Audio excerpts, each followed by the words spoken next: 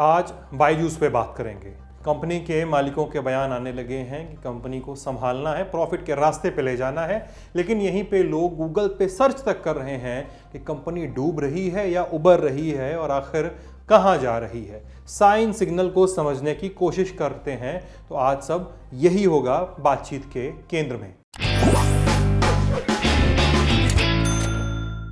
बायजूस क्या है? ऑनलाइन पढ़ाई कराने वाली कंपनी। क्लास 1 से 12वीं तक की पढ़ाई कराती है। अब इसके फाउंडर बाइजू रविंद्रन ने हाल ही में कंपनी के कर्मचारियों को संबोधित किया। इस संबोधन में बाइजू ने कहा कि कंपनी प्रॉफिट के रास्ते पर फोकस करेगी। इकोनॉमिक टाइम्स की खबर के मुताबिक रविंद्रन ने कहा कि अगले वित्त वर्ष और उसके आगे हम ग्रोथ और इफिशिएंसी को मिलाकर चलेंगे ताकि सस्टेनेबिलिटी बनी रहे। हमने ग्रोथ की तरफ अपना फोकस शिफ्ट कर दिया है। पूरा प्लान यह है कि हम अपने संसाधनों को सही तरीके से वितरित कर सकें। लेकिन जानकार ज्यादा जानते हैं कि जब कंपनी का मालिक कंपनी के एम्प्लॉय को संबोधित करने लगे तो कहीं ना कहीं थोड़े साइन और सिग्नल हैं। बहुत कुछ बदलने की ज़रूरत है और कहीं ना कहीं थोड़ी चोट शायद ज़रूर लगी है। इस तरह की बातें होती हैं। तो आखिर रविंद्रन ने, बायजू के फाउंडर ने, संबोधन क्यों दिया? कहानी जाती है एक हफ्ते पीछे, जब कंपनी की ऑडिट रिपोर्ट सामने आई और इस ऑडिट रिपोर्ट में दर्ज किया गया ज़बरदस्त नुकसान। 4,588 करोड़ रुपए का नुकसान। और खबरों की माने तो ये नुकसान बड़ा था। इसके पिछले वित्त वर्ष के मुकाबले लगभग 19 गुना ज़्यादा बड़ा नुकसान था। लेकिन कहानी बस ये नहीं थी कि किसी कंपनी ने नुकसान दर्ज किया था। ये नुकसान जिस वित्त वर्ष का था वो साल भी ज़रूरी था। ये वित्त वर्ष साल 2020-21 का था, जो 31 मार्च 2021 को ख़त्म हो गया, यानी पिछले साल। यानी वित्त वर्ष खत्म होने के लगभग 18 महीने बाद बायजू ने अपनी ऑडिट रिपोर्ट पेश की। नुकसान की बात तो थी ही, साथ ही बात मुनाफे की। मुनाफे में भी थोड़ी बहुत गिरावट दर्ज हुई और इसके साथ कंपनी के निवेशक ये बुदबुदा रहे थे कि क्या मुनाफे और नुकसान की रिपोर्ट इतने महीनों तक जानबूझकर नहीं दिखाई गई। अब बात इतनी ही नहीं है। जब अगला वित्त वर्ष यानी 2021-22 वाला खत्म हुआ तो कंपनी की एक और रिपोर्ट आ जानी चाहिए थी। कितना एक साल में, एक वित्त वर्ष में कंपनी ने कितना मुनाफा, कितना नुकसान किया, इसका ब्यौरा आ जाना चाहिए था। लेकिन द हिंदू की खबर बताती है कि कंपनी ने ऐलान कर दिया कि मार्च 2022 में जो वित्त वर्ष खत्म हुआ उसमें कंपनी का मुनाफा 10,000 करोड़ का है। साथ ही कंपनी को कागज पत्री भी दिखानी चाहिए थी, जैसा हमने कहा, लेकिन कंपनी ने ऐसा कोई भी कागज सामने नहीं रखा, ऐसा ब्यौरा सामने नहीं आया। अब इस एक काम ने निवेशकों और रेगुलेटर्स को थोड़ा और चिंतित किया हुआ है। लेकिन पिछला जो नुकसान का ब्यौरा था उसके लिए कंपनी ने जवाब दिया कि व्हाइट हैट जूनियर से जो नफ़ा नुकसान आयातित था उसको एक्वायर करने के साथ जो भी उनकी जो बैलेंस शीट हमने ली थी वो भी अपनी बैलेंस शीट में आई है। उनका नफ़ा हमारा नफ़ा, उनका नुकसान हमारा नुकसान, तो वो भी यहाँ दर्ज हुआ है। क्या है मामला? बिस्मा मलिक को सुनिए। There is one more problem here कि White Hat Junior एक कोडिंग स्टार्टअप जो कि $300 मिलियन में इन्होंने एक्वायर किया था, वो जो है काफी लॉस मेकिंग में जा रहा है अभी। और बायजू रविंद्रन जो है कह रहे हैं कि वहां पे जो है उनको अपना पॉलिसी चेंज करना पड़ेगा। बात आगे बढ़ती है, लेकिन बायजू की को फाउंडर दिव्या गोकुलनाथ इस नुकसान की रिपोर्ट को लेकर कुछ और कहती हैं।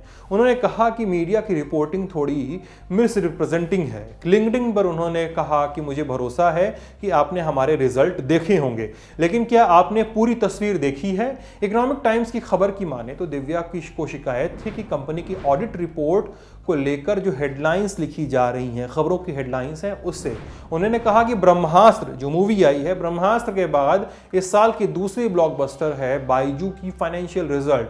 मैंने ब्रह्मास्त्र नहीं देखी है, लेकिन मैंने बायजू का रिजल्ट देखा है, उन्होंने कहा। उनका कहना था कि खबरों की हेडलाइन बायजू के लॉस पर ज्यादा केंद्रित है, फायदे पर कम। और बायजू की को फाउंडर क्यों हेडलाइन के लिए चिंतित हैं? क्योंकि उनका कहना है कि वो 50,000 फैमिली मेंबर्स और 15 करोड़ से ज्यादा छात्रों को लेकर सोच रही हैं। लेकिन बायजू की कहानी और भी है। खबरों के मुताबिक जून 2022 में बायजू में सभी जो उनके संगठन हैं उनको मिलाकर लगभग 2,500 लोगों को नौकरी से निकाल दिया। लेकिन बायजू ने दावा किया कि केवल 500 लोगों को ले ऑफ किया गया। पूरी कहानी पत्रकार बिस्मा मलिक से सुनते हैं। कि अभी थोड़ा सा चैलेंजिंग फेज बायजूस के लिए जरूर है। ऐसा इसलिए है क्योंकि उन्होंने अपना FY21 जो है रिजल्ट 1 साल से ज्यादा डिले किया हुआ है। तो बेसिकली एक रिपोर्ट आया था जिन्होंने इस चीज को पहले पॉइंट आउट किया था कि बायजूस का जो अकाउंटिंग पार्टनर है बिग फोर, जिसको हम बिग फोर में से एक फर्म है Deloitte, US based account firm, तो उन्होंने जो है उनके फाइनेंशियल रिजल्ट्स को साइन करने से इनकार कर दिया था FY21। तो ये रिपोर्ट जो है एक मीडिया हाउस ने पहले पब्लिश किया था और उससे सारा फोकस जो है बायजूस की तरफ आया कि डेलॉइट ने इनका जो FY21 रिजल्ट है वो साइन करने से क्यों इनकार किया। ऐसा इसलिए माना जा रहा था क्योंकि पिछले कुछ सालों से बायजूस जो है एक सब्सक्रिप्शन मॉडल बिजनेस पे ऑपरेट कर रहा था और वो जो है अब स्टूडेंट से जितना भी सब्सक्रिप्शन चार्ज कर रहा था वो वन टाइम पेमेंट के द्वारा नहीं कर रहा था, बल्कि it was in the form of EMIs, equated monthly instalments. लेकिन हमेशा जो है वो रेवेन्यू वो अपने साल के पहले ही अपने रिजल्ट्स में दिखा देता था और वो चीज जो है अकाउंटिंग स्टैंडर्ड्स के प्रति थोड़ा सा प्रॉब्लमैटिक था और जो अकाउंटिंग फर्म्स हैं उन्होंने उस चीज को काफी चैलेंजिंग माना और इस वजह से डेलॉइट ने FY21 का रिजल्ट जो है वो उनका फाइनेंशियल ऑडिटेड रिजल्ट वो ऑडिट करने से इनकार कर दिया। बट फाइनली उस चीज को भी जो है बायजूस ने सॉल्व कर दिया है। 2-3 महीने और लगे, फिर नए रिजल्ट्स जो हैं वो सामने हमारे आए हैं, जो अभी तक मैं ये कहूंगी कि ministry for corporate affairs website पे अभी तक अपलोड नहीं हुए हैं। लेकिन बायजू रविंद्रन जो कि फाउंडर हैं बायजूस के, उन्होंने कुछ पत्रकारों से बात करके अपने रिजल्ट्स जो है सामने रखे हैं।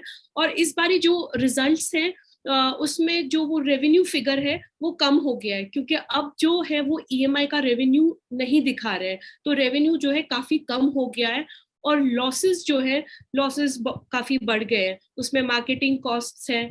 बायजूस ने बहुत सारी कंपनीज एक्वायर भी की हैं, 1 दर्जन से ज्यादा कंपनीज अभी तक एक्वायर की हैं, वो सारे कॉस्ट दिखाए गए हैं। एम्प्लॉई बेनिफिट्स और सैलरीज जो है वो बढ़ गई हैं। तो कुल मिला के बायजूस का अभी तक का सबसे बड़ा लॉस है 4,500 करोड़ से ज्यादा, जो कि इंडिया की इंटरनेट कंपनी की हिस्ट्री में भी काफी बड़ा लॉस अभी तक माना जाता है। तो क्या बायजू की दिक्कत बड़ी नहीं है? ऐसी दिक्कत से सारी एडटेक कंपनियां जूझ रही हैं जो भी मार्केट में हैं और मालिकान कर्मचारियों से बतिया रहे, और जब गूगल के सर्च कीवर्ड में लोग बायजू का भविष्य तलाश रहे हैं और क्या रास्ते संभव हैं ऐसे समय पे, कुछ भी सुनिए। बायजू का एक बहुत बड़ा एक्विजिशन जो कि $1 बिलियन का एक्विजिशन हुआ है वो है आकाश एजुकेशन इंस्टीट्यूशन। आकाश एजुकेशन सर्विसेज जो है 7,000 करोड़ रुपए का एक्विजिशन है। तो बहुत पैसा बायजू रविंद्रन ने इस पे स्पेंड किया है और ऑफलाइन एजुकेशन या मैं कहूँगी हाइब्रिड एजुकेशन जो है वो एक बहुत ही अच्छा मॉडल है, जो कि ऑनलाइन एजुकेशन कंपनी जैसे इनके राइवल एंड एकेडमी जो है वो भी इसमें फोरे कर रहे हैं कि एक सिंगल